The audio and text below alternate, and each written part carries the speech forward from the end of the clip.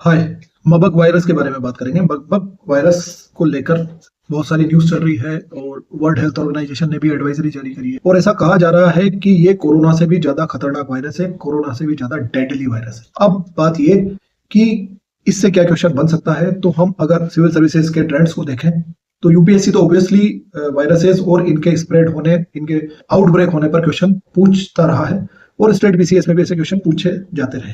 क्या क्वेश्चन बन सकता है ये कि वो डिजीज का नाम आपको दे देंगे, लाइक एमवीडी, मबग वायरस डिजीज। तो मबग वायरस डिजीज किस से होती है। दूसरी चीज ये कि वो ये पूछ सकते हैं कि एमवीडी हाल ही में बहुत ज्यादा चर्चा में रहा है, तो ये किससे होती है, यानी कि इसका रीजन क्या है। वो वायरस है, जीवाणु है, बैक्टीरिया से होता है या वायरस से होता है, इसमें डिफरेंशिएट करवा सकते हैं।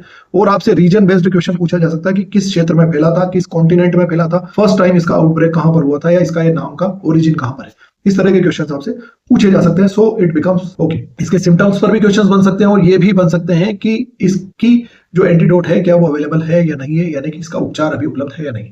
तो स्टार्ट करते हैं बात को कि मबग वायरस अभी रवांडा में बहुत ज्यादा स्प्रेड हो रहा है। ये बहुत ज्यादा स्प्रेड होने का जो कंसर्न है, वो कंसर्न ये है कि लगभग 46 लोग इससे इन्फेक्टेड हुए हैं अभी तक की न्यूज के अकॉर्डिंग, और उनमें से 12 की डेथ हो गई है। इसमें सबसे ज्यादा जो इन्फेक्टेड हो रहे हैं वो मेडिकल वर्कर्स हैं और ऐसा कहा जाता है कि मबग वायरस हाईली इन्फेक्शियस है और हाईली लीथल है। लीथल होने का मतलब होता है कि हाईली डेडली है, इसमें लोगों की डेथ ज्यादा हो जाती है। इसकी जो डेथ रेट्स है वो 24% से लेकर 88% तक है, यानी कि हर चौथा आदमी तो मरेगा ही सही, पर ऐसा भी हो सकता है कि लगभग हर 3 में से 2 लोगों की डेथ हो जाए। So this is the rate, death rate. ये कोरोना की तरह हल्के में लेने वाली चीज नहीं है, ये बोला कि जितना ही डेडली है।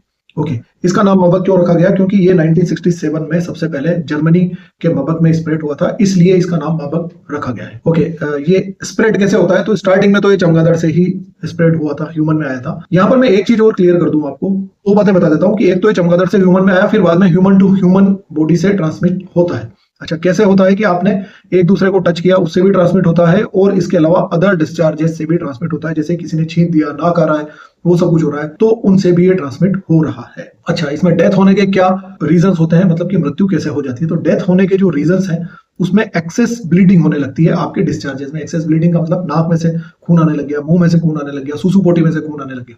उन सिचुएशंस में एक्सेस ब्लीडिंग होने की वजह से इसमें डेथ हो जाती है। सिम्टम्स इसके 2 से लेके 21 दिनों के भीतर ही क्लियर हो पाते हैं, मतलब 21 दिन का टाइम इसमें लग जाता है जब तक सिम्टम्स क्लियरली अपीयर हो, और 8 से 9 दिन के या 1 सप्ताह से ज्यादा कुछ समय में एक्सेस ब्लीडिंग की वजह से पर्सन की डेथ हो जाती है। इसको बचाने के लिए हमारे पास क्या उपाय है, या इसके लिए क्या इलाज, इस मर्ज की क्या दवा अवेलेबल है, तो there is no vaccine till now. फिर बचाने के लिए क्या किया जाता है, तो बचाने के लिए वही जो डेंगू में किया जाता है, दिस इज द रीहाइड्रेशन। ज्यादा से ज्यादा लिक्विड चढ़ाया जाता है ताकि आपका रीहाइड्रेशन बना रहे और आपकी प्लेटलेट्स वगैरह हाई रहे, उसको मेंटेन करने की ही इसमें कोशिश की जाती है। और जो सिम्टम्स हैं, या जिसको सिम्टोमेटिक ट्रीटमेंट कहते हैं, कि आपको बुखार आ रही है तो बुखार डोलो 650 देकर उतारा जाए, तो सिम्टोमेटिक ट्रीटमेंट को ही इसमें मेंटेन किया जाता है। अब मैं आपको एक मेन बात और बताने वाला हूं कि यहाँ स्टार्ट होता है मामला ह्यूमन एनवायरमेंट कॉन्फ्लिक्ट का। ह्यूमन एनवायरमेंट कॉन्फ्लिक्ट का मतलब ये हो जाता है कि जहां पर एक तरह से ये मानिए कि जो मानवीय जनसंख्या बढ़ती जा रही है, और मानवीय जनसंख्या बढ़ने से ये होता है कि हम उन एरियाज में एनक्रोच कर रहे हैं, उन एरिया में हम अतिक्रमण कर रहे हैं जो मानव के लिए नहीं थे। हम जंगलों की तरफ आगे बढ़ रहे हैं, जंगलों को काट काट के वहां घर बना रहे हैं, पहाड़ियों को काट काट के हम घर बना रहे हैं। तो वो जो अदर स्पीशीज है, मतलब मानव के अलावा जो दूसरी प्रजातियां हैं, उनके साथ हमारा इंटरेक्शन ज्यादा बढ़ रहा है, और इन इंटरेक्शंस के बढ़ने की वजह से ही आपने सुना होगा कि HIV भी बंदर से मानव में आया है। तो वैसी बीमारियां जो इन जानवरों में पाई जाती है वो ह्यूमन स्पीशीज में भी स्प्रेड हो रही है।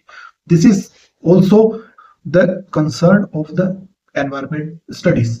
Getting this is the whole topic. इससे क्वेश्चन क्या बन सकता था उस पर हमने बात कर ली। This is from my end. Please do like and subscribe our channel. आप कमेंट्स कीजिए, कुछ ऐसे मुद्दे जिन पर आपको लगता है कि ये ज्यादा कॉम्प्लिकेटेड है, हमें बताइए कमेंट्स में, हम उन पर भी वीडियो आपके लिए बनाएंगे। Have a very good day.